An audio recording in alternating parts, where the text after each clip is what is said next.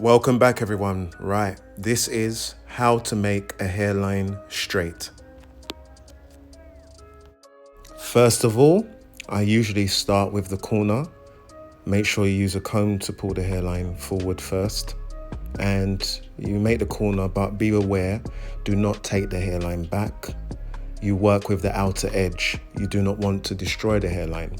So you make a corner. The corner has to be sharp. And you make it with a T-outliner or a detailer and so forth, depending on what tools you have. Once you've done the corner, then you address the middle and you work it through. Make sure that you are in front of the customer so you can see the dimensions and the symmetricalness of the actual hairline, because you don't want it to be slanted. So gradually do this step by step, step back and look. Next, lift the client's head upwards. When the client head is in an upward position, you can see better. Yep, head up. So you can see the whole front of the hairline.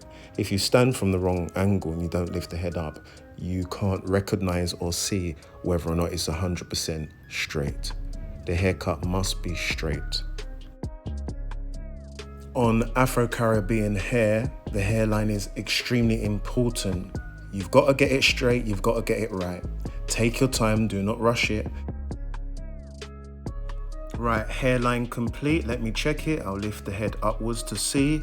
Is it 100% straight? Yes, it is. And also it is as natural as possible. I didn't take it back.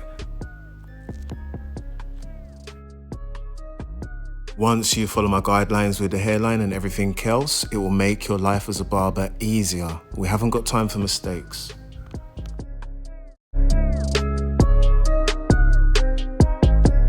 Yes, don't forget to like, follow and subscribe to all my social media. See you soon. Thanks.